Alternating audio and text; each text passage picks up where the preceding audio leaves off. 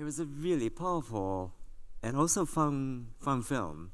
And for me, actually, I saw your, earlier iteration of this project, two black and white, artistic videos, merged into one, together with actually close to 100 portraits you shot in New Mexico. And actually, at the end of the film, you saw Shimin is laying out actually first, family photos, and then portraits later in a spiral shape. It reminds me also, spiral jelly, certain Smithsons.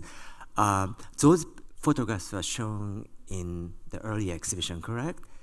And I would like to know, well, first of all, this is your first work maybe to deal with or focus on America and also American society, and how this project began in the earlier iteration, and how the earlier black and white film and photography project actually turned into a feature-length film. I'm sorry, I can't see you very well because of this strong light, but I wanted to answer your question in two ways. First of all, I've always been very interested in this relationship between photography and dreams. I wanted to say there's something incredibly poetic about how photography, human portraits, are meant to be permanent. They stay forever. And we die, we leave the world, but what remains is our images. But with dreams, they're so ephemeral that every time you dream, they vanish very quickly, and they become a story, like she said. And I think that's a very, I was very interested in how she was collecting dreams, she or me. At the same time, she was photographing people. And I think this is something very powerful, even today when I look at what is happening in the world. We look at these images of people vanishing. And so that's one thing I wanted to say. Human portrait for me is very powerful. And it was really the first time that I thought to do a project in America that involved simultaneously still photography, a video installation, and a movie, all under the same idea, same concept, same actress played in the video and in the movie, but each one designed for a completely different experience. And before I get into that, I have never made any work in this country. Usually I've made work outside of US, in Morocco, in Turkey, Mexico, Egypt, different places to pretend to be Iran. And so I've operated under this nostalgic point of view, running over memory, etc. But I think it was during Trump presidency that I felt it was important for me to turn my lens toward America as an immigrant. And basically, I felt that I've always ran away from this country as if I didn't belong here, or I didn't have the license to say something about this country. But it was at the time where there was this huge Islamophobia, the issues with immigration, and the walls between Mexico and US. And so this came to me as an idea that an Iranian photographer, a woman, would go around in a state of New Mexico collecting people's dreams and taking their portraits. And that's exactly what I did. And the exhibition involved that. Yes. And to me, those portraits that you explained that are about 111, they became a portrait of America because I photographed people that are Native Americans, African Americans, white Americans, Hispanic, old, young, men, women, poor, middle class, from all facets of life. And we installed them together because me, as an immigrant, this diversity, this tapestry of images, characters, identities, were the very core of what America was about. That was now being questioned and being compromised. So for me, it was almost like an activist action of making a work that is called Land of Dreams, but really is poking fun about this land of dreams? I guess you know, that kind of activist part, you know, which came out of your, you know, portrait practices. Actually, that kind of came at the end of it in a way, to even reminded us in a way what this film can be all about. But then you also picked up, you know, along the way, lots of American references, right? American, you know, road film, you know, images, you know, and also the recurring image of restaurants, motels, and gasoline stations, right? And also, you know, super conservative religious people, right? I mean, there's a lot of surprises. You know, you gave a lot of details to, you know, each narrative, you know, in the film version. So a lot happened actually between your earlier work and also this film version.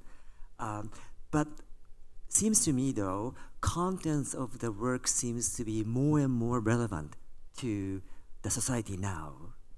As do you have any comments on this? Yes.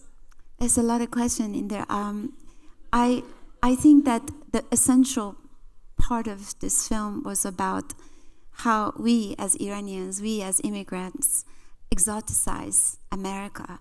I mean, the way in which I captured, or me and Shoja and all the people who worked on the film, the Southwest, the iconic, the image of the road movie, the motels, the gas stations, the car, the desert landscape, even the cowboy, the Allen, or everything was almost like a stereotype, you know, in the way that Americans would go to Iran and would exoticize. And so what I always have in mind, and I think that I've always done in my work, is been to thread the very personal memories and experience of me as an Iranian with issues that are larger, above and beyond my little existence. And I just want to explain the very last scene. All the time we're conflicted between Simin's own nightmare and past and memories, painful memories, and the reality in America. Much of it is also very painful, whether it's a phobia of the Mexican immigrants or the suburban blonde lady who is fearful of dying, or the Christian priest, or every one of these characters was somehow suffering in different notions. The pictures on the ground, to me, it sums up everything, which is she always distinguished in the humanity of hers as an Iranian. I'm that, I'm this. And then suddenly she sees all these other people, including the Native American, by the way, and she sees that we have so much in common, that her family portraits and the people she photographed at the end become images, these little minuscule images on this planet. And I think that is something that is utterly relevant today. And I think what you are hinting at is the American society and its image and its behavior and its behavior in relation to its own people and the people outside, within all its good. It's problematic. And so I think the image at the end is saying that the good and evil, the humanity lives everywhere, everywhere. And it's not just the land of dreams. And yeah, I mean, I think the last scene for me, visually, without speaking, needing a word, is the conclusion, the resolution of the film, which for me, it's everything that I've finally come to terms with. I also want to just quickly hear about actually the casting and also making of this film. I mean, it's a pretty fabulous cast. And how did you go about selecting, you know, Matt Dillon and others?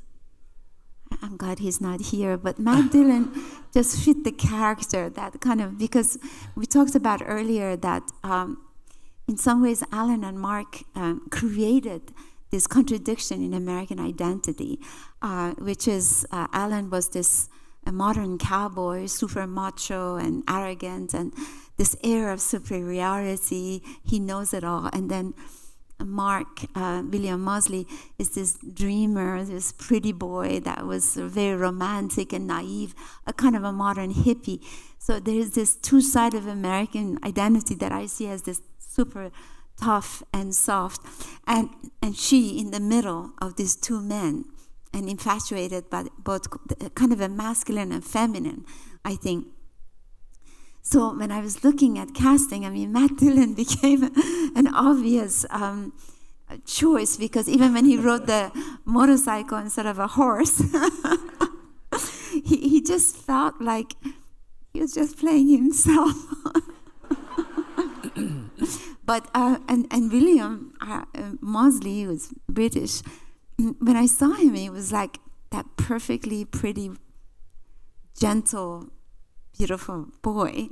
So I saw this contradiction between them. And then Sheila Van, this very distant, stoic, strange woman, Sheila Van can deliver that. So, and then of course Isabella Rossellini, who's like, I've always wanted to work with her. Anna Gunn, Christopher McDonald. We really were blessed, and we shot this film during the pandemic in New Mexico. Many of the people were really terrified of actually coming, but they did it, except Isabella played virtually.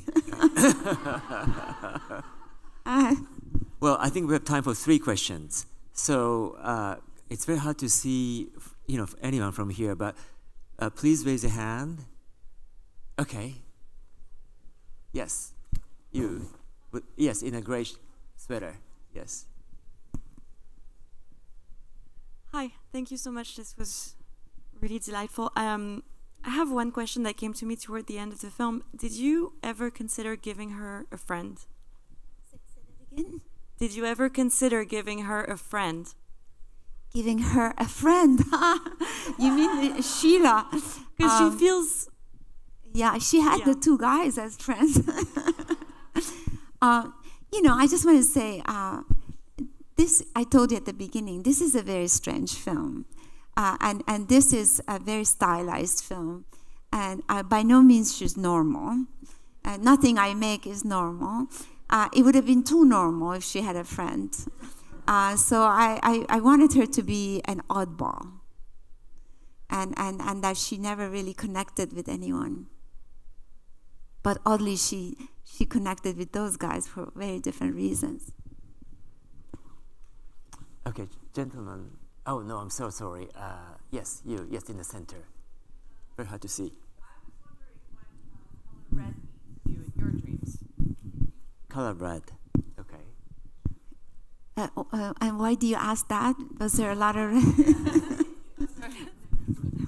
Oh, I just noticed the color choices, the color palette of the film, and the red was so striking, and the dossier, the hair, the singer, the legs. I mean, it was just it seemed important to me. I didn't. First of all, there were even things maybe you didn't notice. Nancy, the woman who worked at the Census Bureau, she wore outfit red, white, and blue, the color. See, I knew you didn't get that. But the really idea was to do this kind of a tribute to Technicolor, kind of a road movie of a Southwestern, like Paris, Texas kind of Wim Wenders film, which is, for me, it's strange because I do black and white. But when you're looking at the Southwest and when you think about this monotone landscape, you really needed to bring in some color into that palette. And so, and yeah, you're right, the singer also wore blood red, or the blonde woman. So yeah, actually in my photography, beside black and white, the red is the only other color I use because it's the color of blood.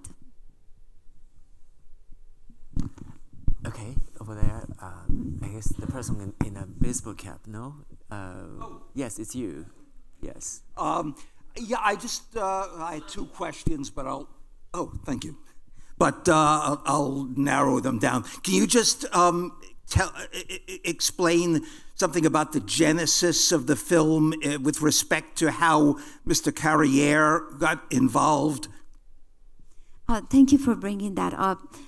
Originally, I came up with the idea that there is an crazy Iranian woman artist going around in a small town collecting dreams and working for the Census Bureau for the movie. And Jean-Claude lived in Paris, and I talked to him about the video and how super stylized that one was, and I made that, I showed it to him, and he said, okay, leave me, and I'll come back to you with the script in a few weeks. And so certainly he came up with, he created the character of Alan and Mark. So he created this triangle, which is completely Jean-Claude's creation. And the colony, originally I had it another way. He created it a little bit inspired by Mujahideen. Some of the Iranians may have noticed. And most of all, he really added that level of satire, absurdity, and humor, because he working with Bonuel, and they had many, many scenes about dreams. And Bonuel used to say, whenever we're running out of things to do, we shoot another dream. So Jean-Claude was always, so when he sent me the first draft of the script, it was like, what? This is really, but slowly I really understood his vision and the power of his scripts.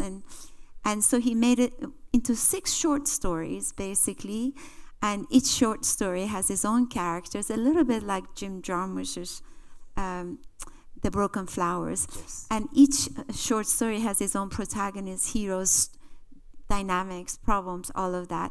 The 3 of them go in and out. So it was quite conceptual. And Jean-Claude liked that idea that this film was going to be, and this was his last script. Yeah, actually Jean-Claude is married to an Iranian woman, and she's very, very close to Golshifteh Farahani, who's a friend of mine. And so over the years, I got to know him about another film, which he didn't want to work with me. He said, but this one, as soon as I explained the idea, he said, okay, I'm in. So we traveled to Paris many times working with him. And then at some point he was getting ill. Shoja Azari finished off the scripts. But it's really his stamp on it. Maybe last question. Okay. Thank you. First of all, I like the way that you embrace all diversity and, both kind of good aspect as well as negative. I thought that it was very powerful in that sense. But the last image was quite, to me, dynamic, and there was a way out. The circle wasn't closed. So I wanted to know that how to interpret that. Do you have, or should we feel optimistic or pessimistic? I'm trying to understand that image. It wasn't really, that final image, it wasn't meant to be a statement. I would say it was created based on emotions, and I really, and our luck, sorry. There was a powerful moment when we were filming and the wind picked up and started to take the images, the portraits around. And I often think about images of my own family that are gone, that I will never see again, and the images of people I photographed. And there is something so ephemeral and so sad, and yet so absolutely permanent reality that we're all gonna vanish, right? And this life will continue, and all will remain is our photographs. So for me is the circle of humanity, regardless of where we come from. And it's very painful because among those images are people we really love, and I almost don't want to even describe that final image in words, because I think it needs to affect you on a more mystical and more emotional level. Because all throughout the story, we try to talk about racism, injustice, corruption, conspiracy, all these very real things that was happening. And then the very final image, I wanted to just let go of all of those kinds of issues and just leave you with thoughts and feelings, you know. And I just couldn't help tonight but think about the people in Gaza, think about the people, you know, and people in the Middle East, and somehow those faces seem to be reduced to images, but they're not. Anyway, I just don't want to go on. I know we have very little time. I'm going to actually ask with one final question. What are you working on now? This film was shot almost 3 years ago. So what is your ongoing project, new project? Another crazy. Oh, okay.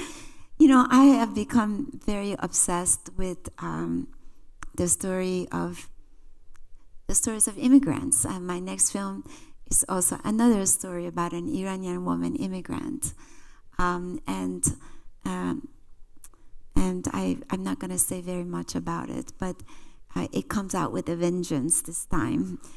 She is not the softie, but I wanted to continue because I feel like there's a lot to talk about in this country, and yet some of the issues that are happening in this country are quite universal at the same time.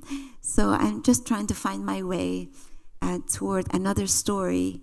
And I have to say, I was feeling sorry for all of you watching this film. I thought, this is such a demanding film because there are so many layers and so many, but I'm afraid that's the only kind of films that I can make that would be very demanding on your imagination. Well, we look forward to seeing it when it's ready. Well, thank you so much, Shirin.